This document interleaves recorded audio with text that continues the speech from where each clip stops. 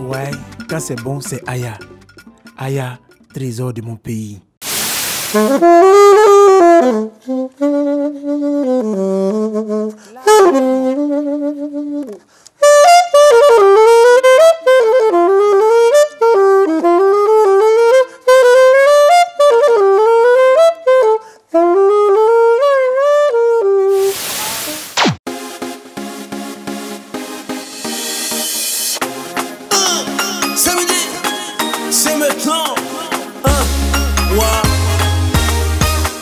C'est midi, c'est maintenant. Du lundi au vendredi. C'est midi, c'est maintenant. On s'amuse en apprenant. C'est midi, c'est maintenant. C'est utile et c'est pour vous. C'est informer, éduquer, divertir.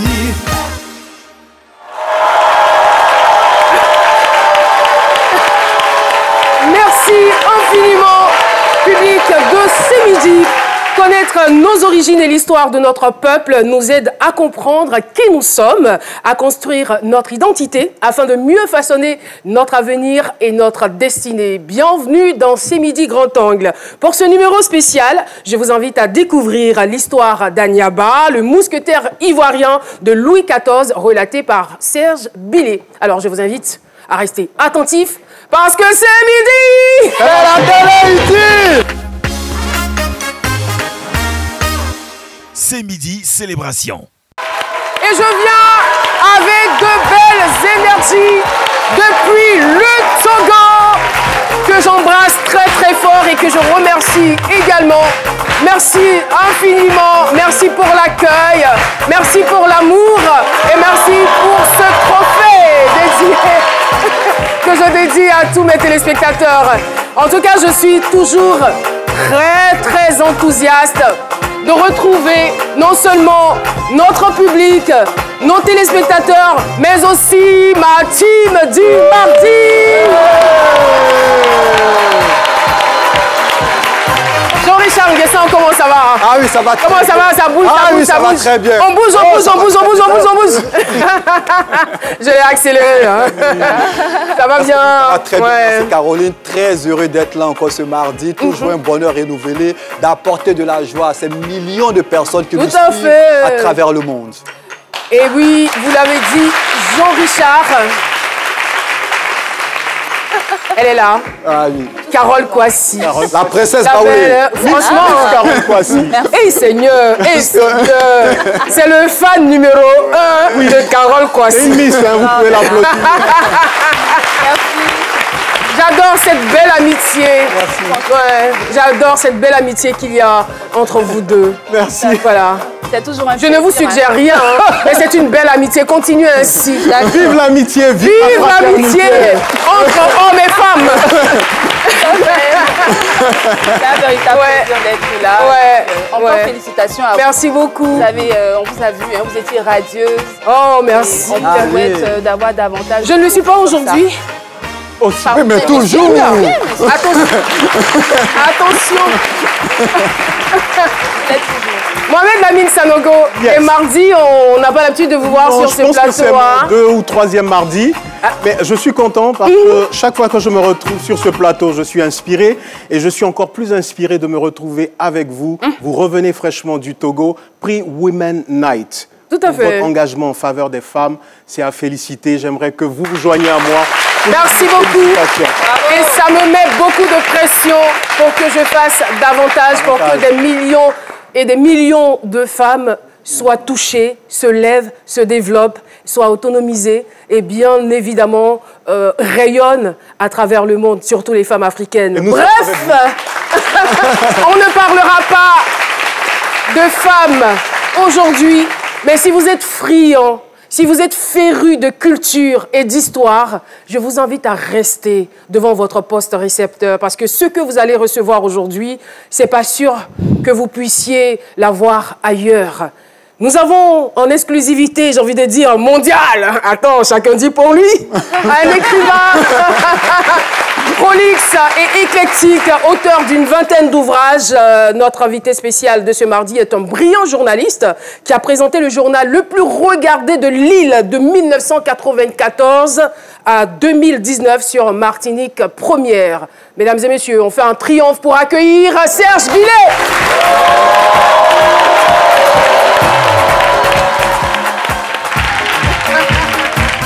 Serge Billet, bonjour, bienvenue.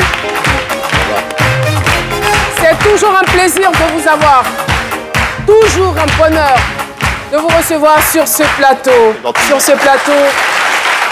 Parce que quand vous êtes là, c'est notre culture, c'est notre intellect qui est enrichi.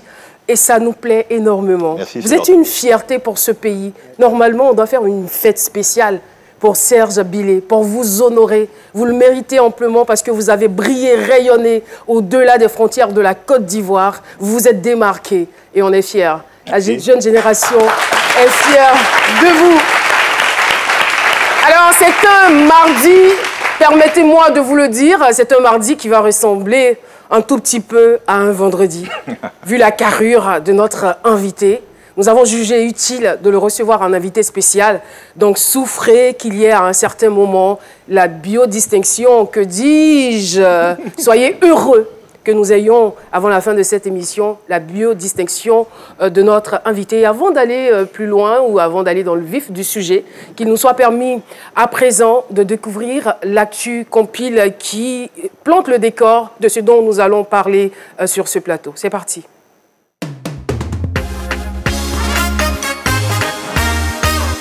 C'est midi, célébration.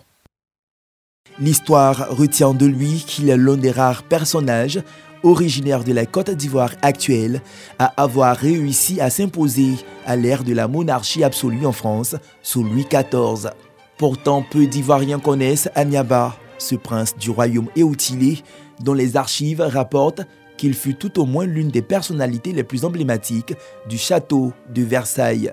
En mai 1688, il débarque en France où il se convertit plus tard au catholicisme. La même année, des centaines de huguenots français s'installent aux côtés des Boers en Afrique du Sud, acculés par la révocation par Louis XIV de l'édit de Nantes. Baptisé en 1691, Aniaba rejoint les rangs de l'armée française où les sources historiques indiquent qu'il occupa le grade d'officier d'un régime de cavalerie. Le rapport du 30 janvier 1791, signé par le pape Innocent XI, condamne la déclaration du clergé de France qui octroie à Louis XIV le droit de régal sur les diocèses catholiques du royaume de France.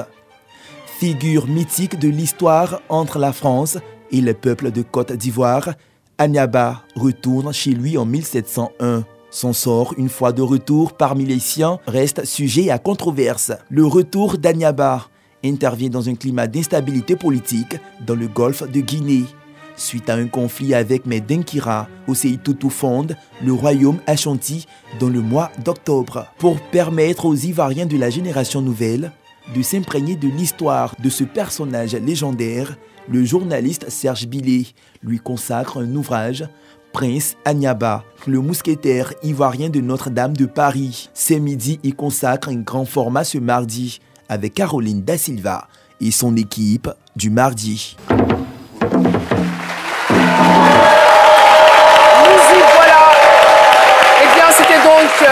La plume, on va le dire, de Raymond Hadji, associé à la voix d'Espérance Kouakou, mon assistant. Voilà, il a plusieurs cordes à son arc. Alors, Serge Billet, encore une fois, bienvenue sur le plateau de Merci, merci de m'accueillir. Je vous en prie.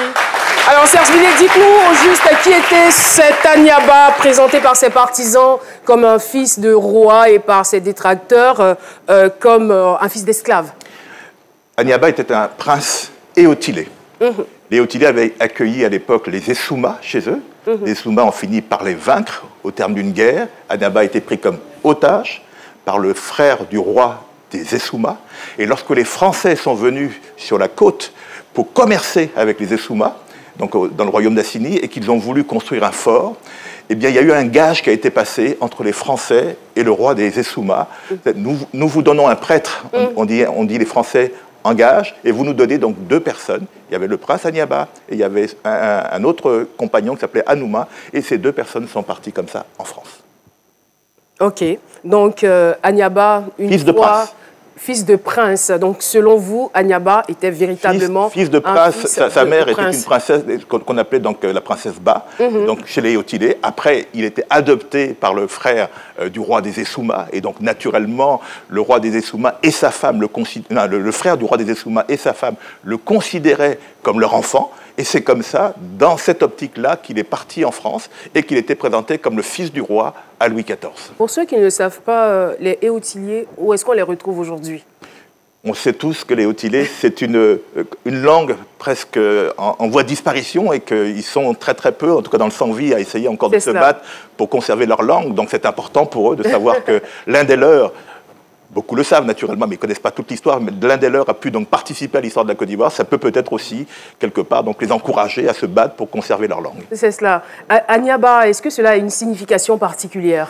Pour autant que je sache, et pour ce qu'en disent les historiens, pas spécialement. Pas spécialement. Voilà, c'était le nom qu'il avait quand il est arrivé en France, qu'il a eu sa transfiguration à Notre-Dame de Paris et qu'il a demandé à être baptisé, il a pris, en tout cas on lui a donné le prénom de Louis XIV, c'est pour ça qu'il s'appelle Louis-Jean Aniaba. Pourtant, on lui collait tout de même une étiquette de sorcier guérisseur. Non, ça c'est faux. Non, ça, parce que bon, pour nous qui avons étudié l'histoire de France, et notamment l'histoire des personnages noirs de l'histoire de France, on sait qu'il y a eu un noir qui était à un moment donné un guérisseur donc, à la cour, mais ce n'était pas lui. Il s'appelait Antoine Neyns. Et encore, il ne venait pas d'Afrique, il venait des Indes, mais il était noir.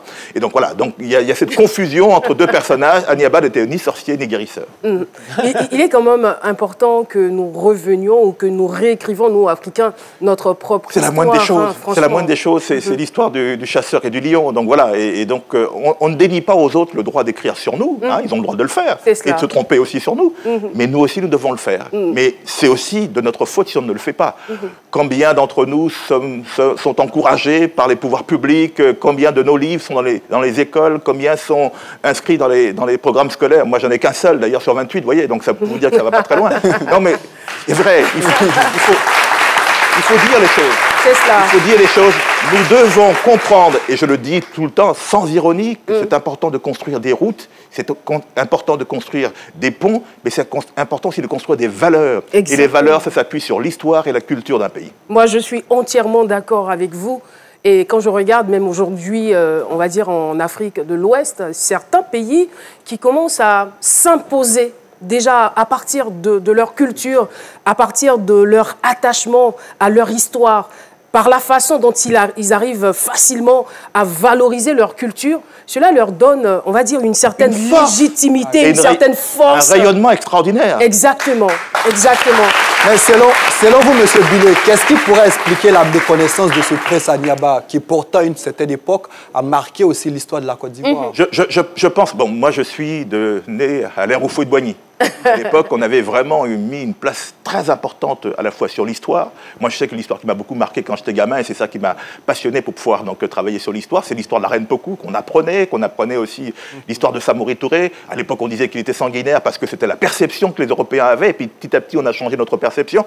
Mais on mettait donc vraiment un accent très fort sur ces questions-là, parce qu'on savait que justement l'école devait nous apprendre à être des Ivoiriens qui seraient fiers de leur pays. Je crois qu'aujourd'hui, on voit tous avec les résultats scolaires qui sont en dégringolade, il y a vraiment quelque chose qui manque. Et il faudrait justement qu'au sein de l'éducation nationale, on comprenne que la lecture et la connaissance de notre histoire, et que tout ça, c'est aussi important que tout le reste.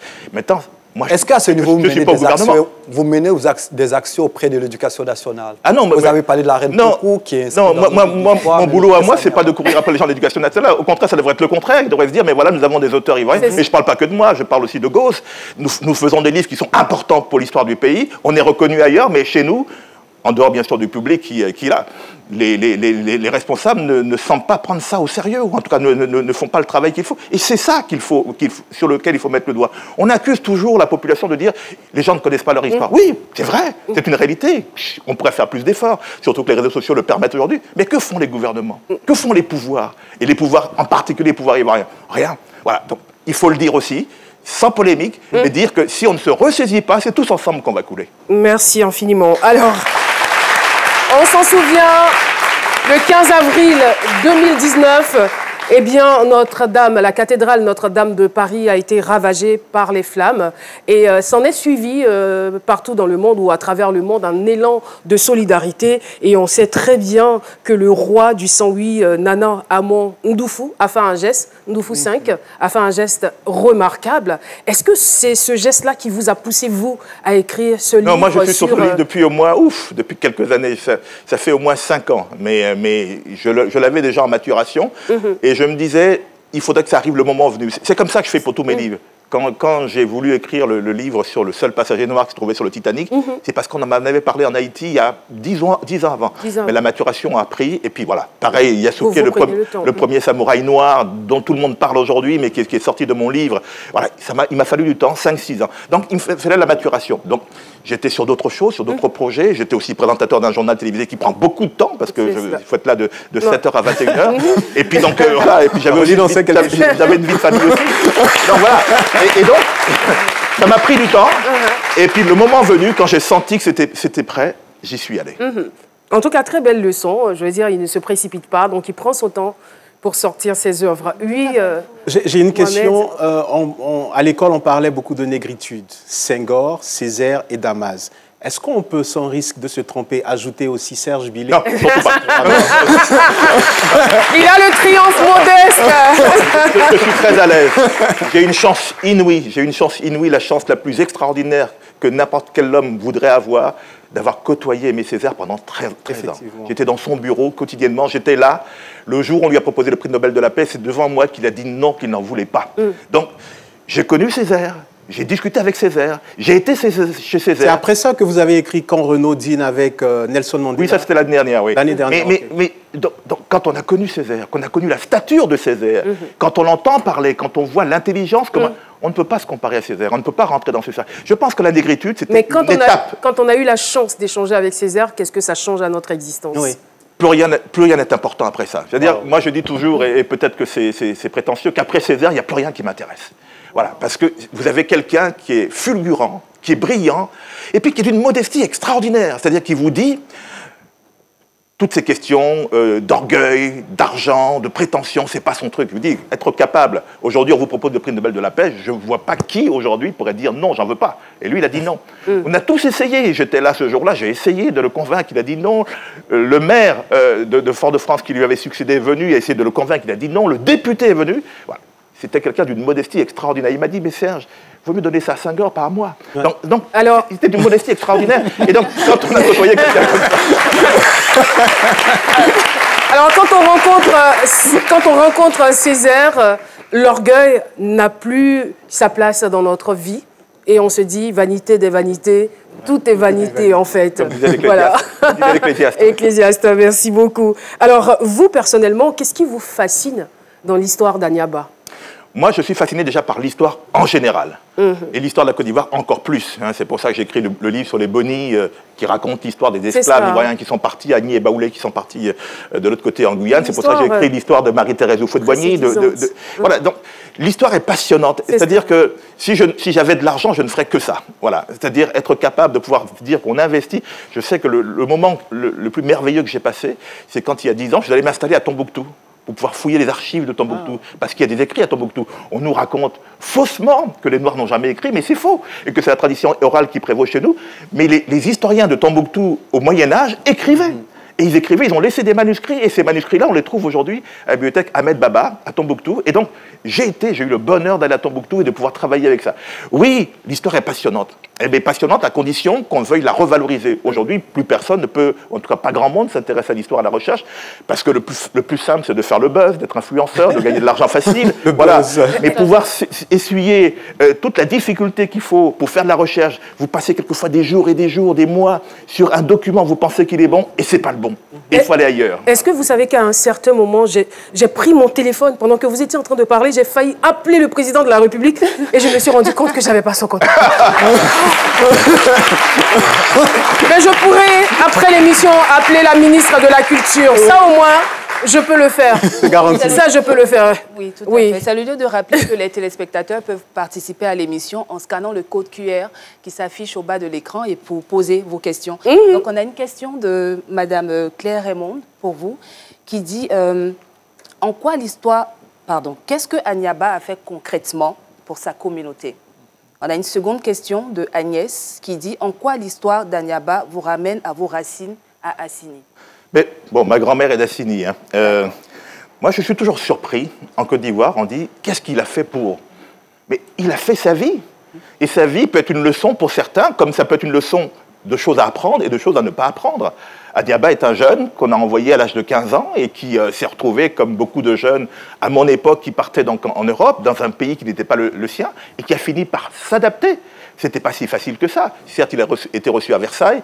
Louis XIV lui a donné donc des prérogatives en l'envoyant comme mousquetaire donc en Picardie. C'est quand même pas rien d'être mousquetaire. Mousquetaire dans la même tranche que d'Artagnan. Wow. On parle de d'Artagnan, des trois mousquetaires, mais Anyaba était de la même trempe. À cheval, avec le mousquet, avec l'épée. Il partait à la guerre, il a fait la guerre en Belgique par 2 fois. C'était quand même pas rien. Voilà, donc c'est pas qu'est-ce qu'il a apporté, c'est qu'est-ce qu'il a fait de sa vie. Après, malheureusement, il s'est retrouvé dans un imbroglio français où on a voulu l'utiliser pour revenir en Côte d'Ivoire et coloniser, entre guillemets, Assini, donc l'aider à pouvoir renverser le roi d'Assini. Et c'est à ce moment-là que sa vie bascule. Et justement, j'allais en venir parce que Anyaba, le protégé de Louis XIV, qui semblait être promis à un avenir brillant, s'est retrouvé... on va dire, en exil, après une sorte de coup d'État. Oui, mais c'était le précurseur des coups d'État en Afrique. La France-Afrique commence avec Louis XIV. C'est lui qui décide, en tout cas avec tout son cercle, de dire on va se servir de cet homme-là pour l'emmener là-bas et nous allons faire d'Assini, il disait très clairement dans les archives, le nouveau Pérou, c'est-à-dire une source de richesse extraordinaire puisqu'on disait qu'il y avait beaucoup d'or à Assini. Donc construire un fort et exploiter l'or. Et donc Anyaba devait leur servir donc, comme cheval de Troie. Alors si vous voulez en savoir un peu plus sur cette histoire, cette passionnante histoire, vous n'avez qu'à vous procurer ce livre, Prince Anyaba, le mousquetaire ivoirien de Notre-Dame de Paris. Sur ce, mesdames et messieurs, je vais vous inviter au Publiscope. Avec bien sûr oui, tout Miss, à fait. J'ai failli dire Carole Kwasi. Miss Carole Kwasi.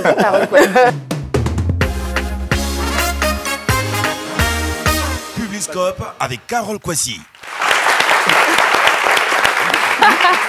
Apparemment, c'est Carole qui était trop pressée, voilà. Moi, j'étais trop pressée. Bon, pour vous dire la vérité, je vous préviens que vous serez petite déception pour le Publiscope du jour parce que malheureusement, les gens ne sont pas... je veux dire, on devrait inciter la population à s'intéresser à la culture, à la lecture, pour pouvoir s'approprier notre histoire, pour pouvoir prochainement, j'espère, donner la bonne réponse. Je vous laisse découvrir. Toujours avec mon micro, toujours à l'affût de vos points de vue. Et aujourd'hui, je vais interroger votre culture générale avec cette question. Connaissez-vous le prince Anyaba? On y va. Le prince Anyaba, non, jamais. Non, non, il ne le connaît pas. Vous n'avez jamais entendu parler? Non. À ma réflexion, il ne voit pas. Ni Dada ni Dev, je ne le connais pas. C'était Carole Kwasi pour votre Publiscope. Je vous donne rendez-vous la semaine prochaine. Et n'oubliez pas, je ne serai jamais loin avec mon micro. Alors, je pense que c'est le Publiscope le plus court de toute l'histoire de ces midis. Voilà. On parle d'histoire, donc il est bon d'en parler. Voilà. Donc, je vous incite à lire, à vous approprier ce livre-là pour apprendre davantage sur le prince Anyaba, qui est un personnage emblématique de l'histoire africaine, de l'histoire de la Côte d'Ivoire. De la Côte d'Ivoire. Voilà. Merci beaucoup, merci Carole. D'autres questions, QR code? Pas pour le moment. Pas pour l'instant, d'accord. On va donc évoluer dans nos échanges avec notre invité spécial de ce mardi, j'insiste là-dessus. Alors, au regard de l'histoire d'Anyaba, quel commentaire faites-vous de l'ingérence française dans la politique des pays africains? Waouh, là, on va sur un autre débat. Bon, j'ai pas de problème en tant que journaliste, je m'intéresse à toutes ces choses-là. Je crois qu'aujourd'hui, on voit tous qu'il y a une défiance à l'égard de la politique française. C'est pas tant à l'égard des Français, mais à l'égard de la politique française. Et on s'attendait à ce qu'un jeune président comme Emmanuel Macron, qui avait promis de changer les choses, aille beaucoup plus loin. Ce n'est pas le cas.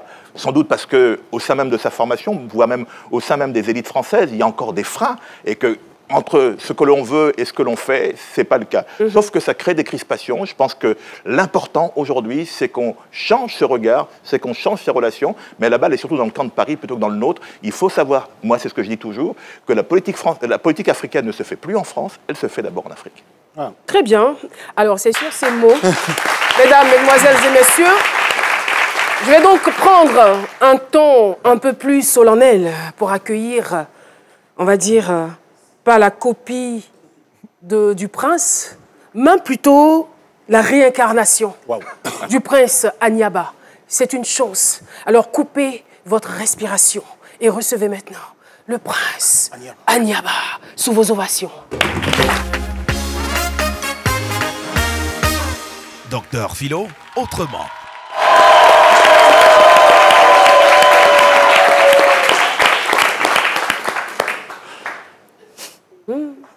Le prince de... Il y a quelqu'un qui dit dans le public, oh, presso. Je salue votre majesté. Moi, prince Anyaba, fils du roi Niamke, mon père, ayant entendu parler des merveilles, oui, des merveilles que la renommée publiait sur un si grand monarque. Oui, c'est ce père-là qui m'a envoyé.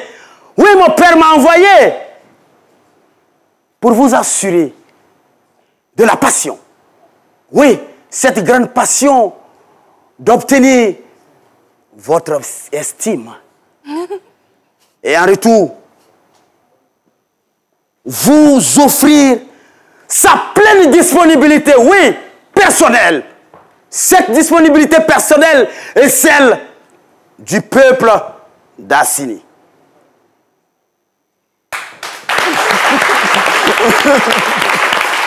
Oui, votre Altesse royale, mes désirs seraient comblés.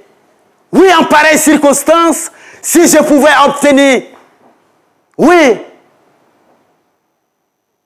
cette acquittation de la dette, oui, de la reconnaissance, oui, votre Altesse royale, pour l'intérêt que vous accordez au pays, à mon peuple, votre Altesse, je vous remercie. Merci infiniment.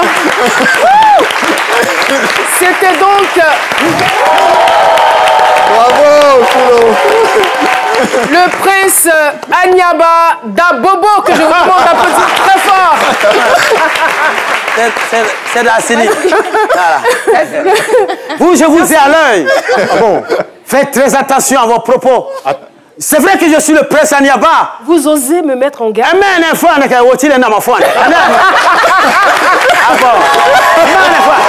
pas normal, ce gars. Il n'est pas du tout normal.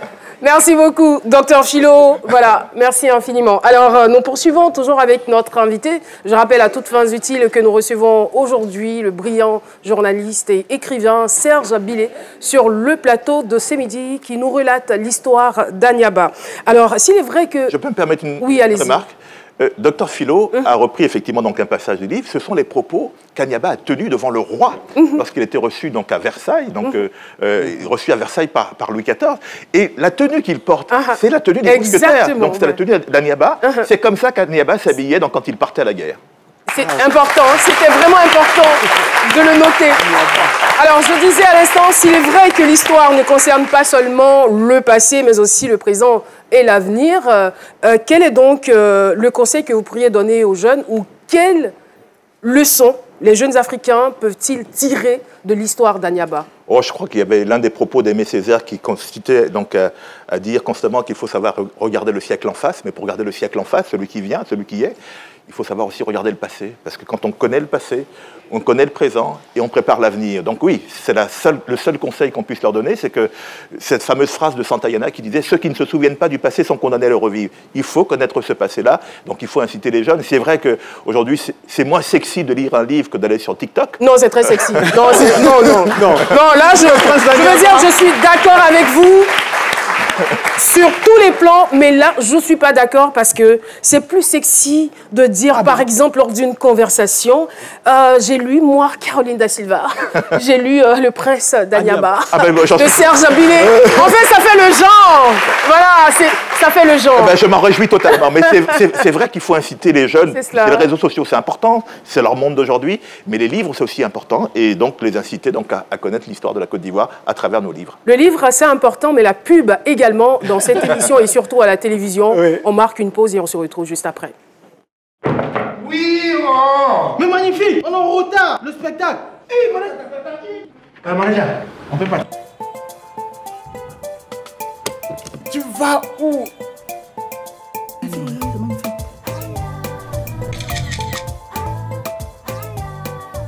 C'est quoi tu mets dans ton cabas et puis c'est tout comme ça même? Ça là, je peux pas te dire, hein, mais comme c'est toi seulement là, regarde ici là, c'est huile Aya. Très bon pour la santé et parfaite pour cuire les aliments. Tu es fort même. Ouais, quand c'est bon, c'est Aya. Aya, trésor de mon pays.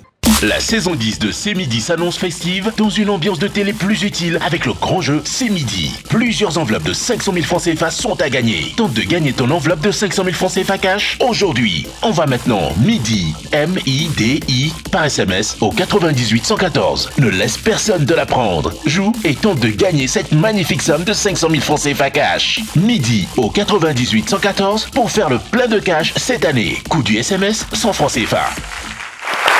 Et voilà, nous sommes donc de retour sur le plateau de C'est Midi, toujours avec Serge Abilé qui nous instruit sur l'histoire d'Anyaba, le prince Anyaba, bien évidemment. Et voilà, donc tout le monde le sait, le prince, sinon le roi du Saint-Louis, Nana Amo-Ndoufou, a fait un geste, ça on l'a dit dans la première partie, a fait un geste. On ignore le montant, on ignore exactement le montant, mais si on en parle, c'est que c'était forcément quelque chose de significatif. Vous faites quel commentaire par rapport à ce geste? Les médias français ont beaucoup parlé donc, de ce geste et d'autres personnes.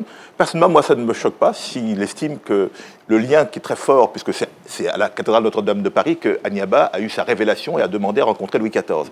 Et quand il a fallu revenir à Assigny en 1701, c'est aussi à la cathédrale de Paris qu'il a reçu ses insignes de chevalerie, parce qu'il avait créé son propre ordre, qu'on appelait l'ordre des étoiles, pour pouvoir rentrer à Assigny donc, avec son propre ordre de chevalerie. Donc tout l'histoire d'Anyaba se tourne essentiellement autour de la cathédrale Notre-Dame de Paris. Maintenant, si le roi du Saint-Louis estime que justement ce lien-là est assez fort pour pouvoir faire ce geste, personnellement, ça ne me choque pas. J'estime, et ça je l'ai toujours cru et j'ai toujours pensé, que ce n'est pas toujours aux autres de faire un geste vis-à-vis de nous. Et ça, je le voyais quand j'étais aux Antilles, ou quand il se passait quelque chose dans nos pays voisins, dans la Caraïbe, en Haïti notamment, en Martinique, on se mobilisait pour aller aider aussi les gens donc, là-bas. Et puis quand il y avait des problèmes aussi en France hexagonale, les Antillais partaient pour aider aussi. Donc, qu'on puisse aussi avoir un geste à l'égard donc, des Français qui ont un problème, ça ne me gêne pas. Voilà, je pense que la vie, c'est ça la réciprocité. C'est cela. Exactement. Oui, nous avons on va toujours tendre la main. Oui, quelques réactions. Oui, quelques réactions par rapport au QR. On a Hamilton Assemo qui pose pas une question, mais qui fait plutôt une doléance, qui dit juste une doléance, faites une invitation au ministère de l'Éducation nationale de vous faire rédiger l'histoire complète d'Anyaba, afin que les pédagogues puissent l'intégrer au programme scolaire pour les CM et les secondaires. Merci. Non, mais en fait, c'est pas comme ça que ça se passe. C'est-à-dire que le livre existe, c'est à eux, après, de l'étudier en commission, puis de dire on le valide ou pas. C'est ce qu'ils ont fait pour mon livre Boni. Ce que je veux dire, c'est que nous sommes beaucoup, nous sommes nombreux. En tout cas, je suis plutôt copain avec Armand Gauss, qui est un très grand écrivain aussi ivoirien, qui est étudié au bac en français. En France, au baccalauréat, on étudie des œuvres de Armand Gauss, d'un Ivoirien. Voilà. Et chez lui, niet. Donc, ce que je veux dire, c'est que nous sommes nombreux. C'est pas à nous de courir après les gens. Ce n'est pas à moi de courir après le ministère de l'Éducation nationale, c'est au ministère de se dire, nous avons des Ivoiriens qui sont talentueux ici, mais aussi à l'extérieur, à nous de voir qu'est-ce qu'ils ont écrit pour pouvoir donc intégrer ça dans nos manuels scolaires. Oui, mais si ça ne se fait pas de l'autre côté, est-ce que... Non, je ne cours pas après les gens. Non, c'est bon, j'ai passé l'âge, j'ai 62 ans. Seulement la vie commence à partir de 60 ans. C'est vrai. Ouais. Je souhaiterais savoir, le titre de vos différents ouvrages fascine, la légende du sexe surdimensionné. C'est bizarre, comme c'est la première chose que vous citez. C'est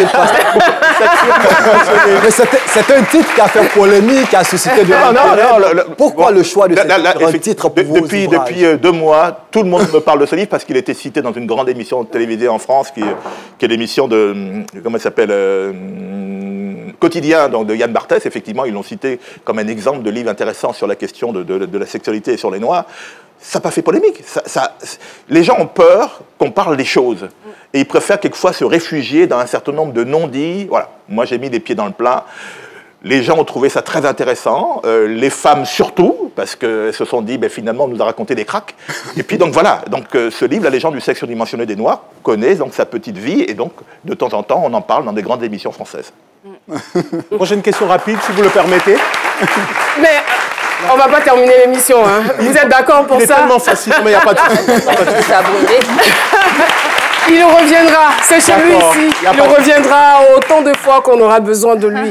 Alors, ce que j'aimerais faire maintenant, c'est qu'on puisse ouvrir une parenthèse. C'est vrai que c'est la spéciale de Serge, mais nous sommes dans une dynamique de valoriser nos valeurs. Voilà. Et Jean-Richard va nous envoyer en Allemagne, cette fois-ci pour honorer une Ivoirienne modèle de réussite, bien évidemment, du nom de Christelle Yobo.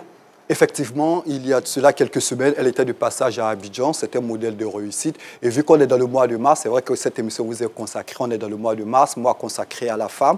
Et les questions d'immigration font l'actualité, d'intégration également. Et Christelle Yobo est un modèle de réussite à l'Ivoirienne en Allemagne. Figurez-vous qu'elle est cadre-emploi, elle est conseillère municipale dans sa localité, elle est présidente du Parti socialiste de sa commune et elle est pressentie pour les prochaines élections législatives. Elle s'est bien intégrée et je l'ai interrogée et je vous invite à suivre.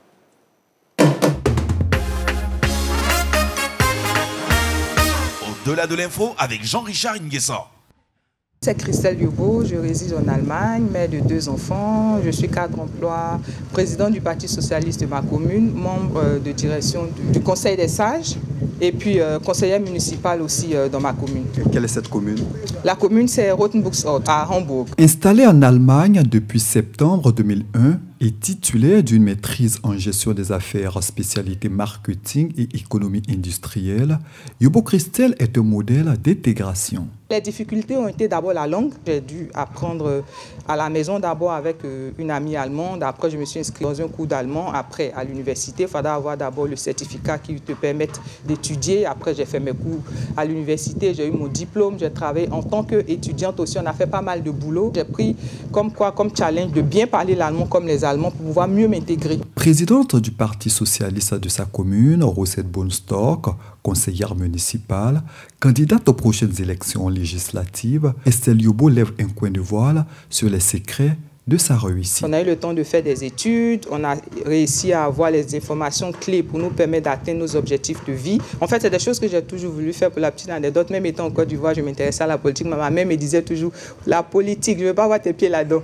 Donc, du coup, de l'autre côté, on m'a liberté de pouvoir mener mes actions. J'ai commencé à m'intéresser à la chose politique et comme ça, de fil en aiguille, je me suis positionnée. Et là, on aura l'année prochaine des élections législatives. Je serai même candidate aussi dans ma commune. Christelle Yobo est initiatrice du Naïe Festival. Objectif, promouvoir la destination Côte d'Ivoire. C'est justement de mettre en valeur l'Afrique dans toute sa généralité, sa splendeur culinaire, exotique, les bazars, les antiquités. C'est vraiment de valoriser l'Afrique et la Côte d'Ivoire en particulier. Donc on y invite à chaque fois l'ambassade de la Côte d'Ivoire qui nous soutient d'ailleurs par l'ambassadeur M. Philippe Mongou. On fait tout ce qu'on peut en tout cas pour que le citoyen lambda allemand dise « Je sais qu'est-ce que la Côte d'Ivoire, d'où vient cet article, d'où vient cette nourriture » et puis vraiment de voir la richesse culturelle de l'Afrique pour pouvoir valoriser aussi le tourisme ivoirien. Christelle Yobo entend mettre en place un pont entre la Côte d'Ivoire et l'Allemagne. L'enjeu principal, c'est de pouvoir encore plus mettre la Côte d'Ivoire en avant avec les institutions ivoiriennes qui pourraient accompagner en fait ce festival. Parce que cette année même, il y a le maire qui a déjà donné son OK pour sa participation. La présidente du Parlement y sera. Il y a le ministre de la Culture aussi qui a donné son OK.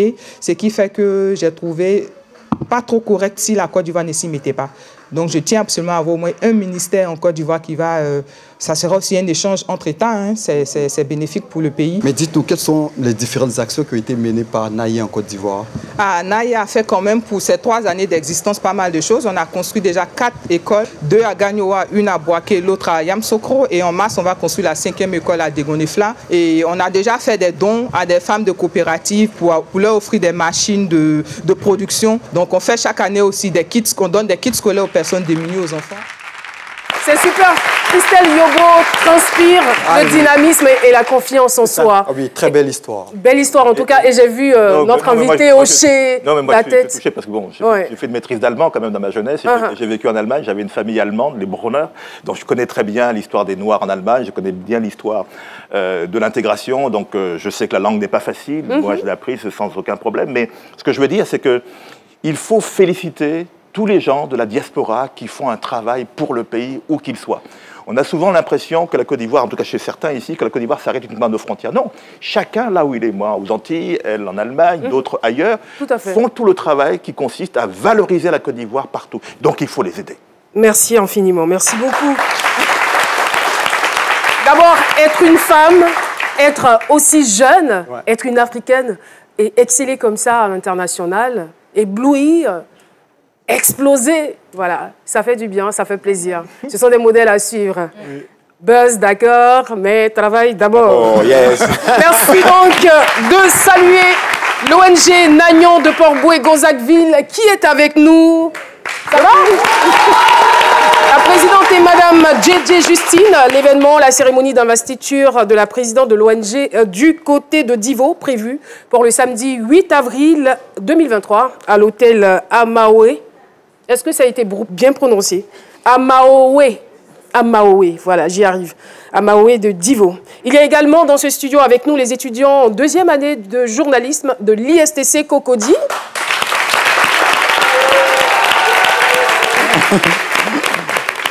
Aussi l'Institut de formation Sainte-Marie de Cocody,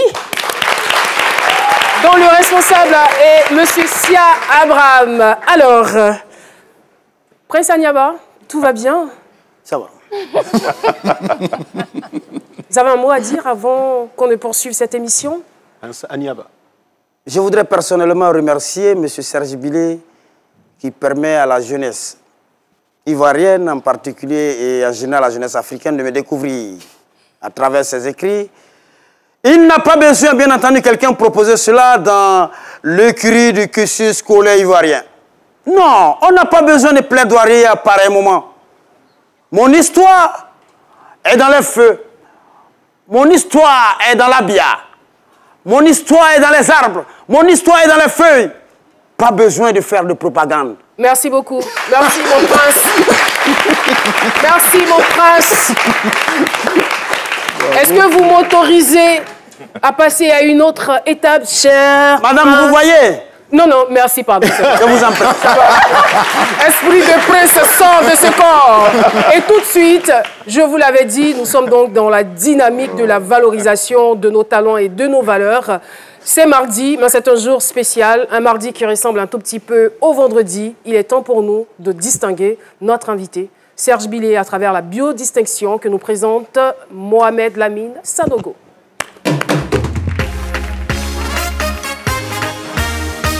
La biodistinction de l'invité, Mohamed Lamine Sanogo. Merci. Nous allons demander, s'il lui plaît, à M. Serge Bilé de nous rejoindre. À tout seigneur, tout honneur. On aura avec nous le prince Anyaba. Venez, s'il vous plaît. Seigneur, tout honneur, on l'applaudit très très fort. Monsieur Serge Bilé. Ah oui, carrément. Carrément. Merci de vous installer. Vous êtes un seigneur. Vous avez à vos côtés le prince Anyaba, un des mousquetaires ivoiriens. Monsieur Serge Bilé, le grand meneur de lutte, le génie des lettres, le journaliste, le cinéaste, le réalisateur, l'homme aux multiples casquettes. Que devrons-nous retenir du monument qui a inspiré toute une génération et tout simplement un peuple? D'emblée, notons que le génie de Serge Bilé est multiforme et inclusif, ce qui lui a valu plusieurs prix et distinctions, notamment le prix Ebony en 1995 et le prix Bernard Dadier de la littérature en 2018. Merci d'applaudir cela.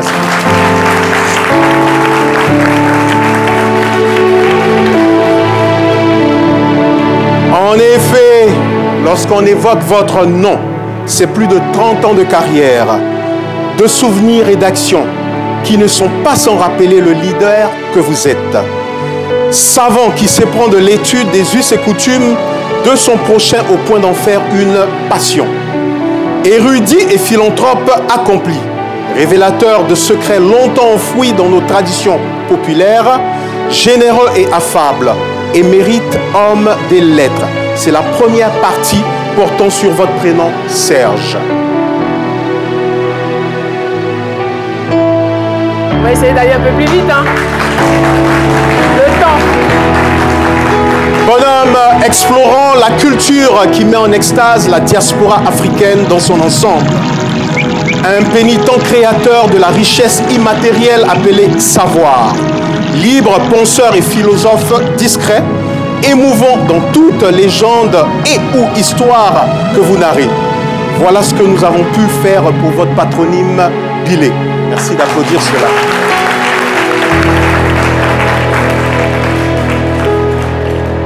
Monsieur Serge Bilé, à tout seigneur, tout honneur. J'aimerais qu'on applaudisse très fort pour Monsieur Serge Bilé. J'aimerais qu'on acclame et ovationne surtout cette histoire du prince Anyaba ici représenté. Vous êtes un homme malade de son humilité. Mais permettez que nous vous décorions devant Dieu, devant les hommes et devant vos sujets, car cela est amplement mérité. Merci à Caroline Da Silva, devant tout le monde.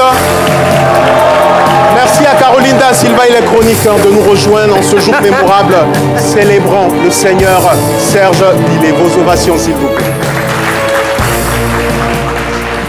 Monsieur Serge Bilé,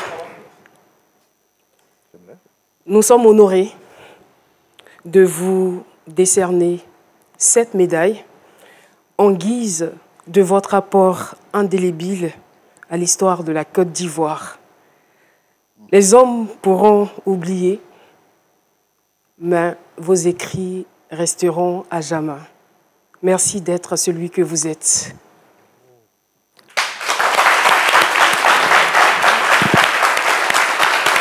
Médaille octroyée par la RTI,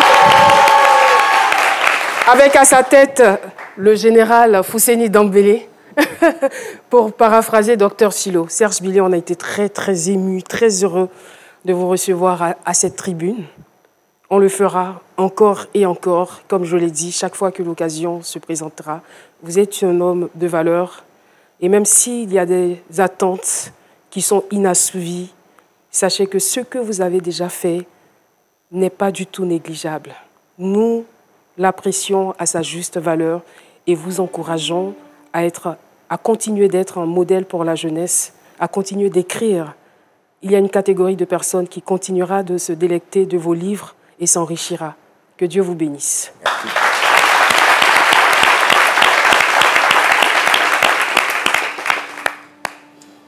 L'hymne, on attend l'hymne des héros. Veuillez vous tenir. Ah, c'est le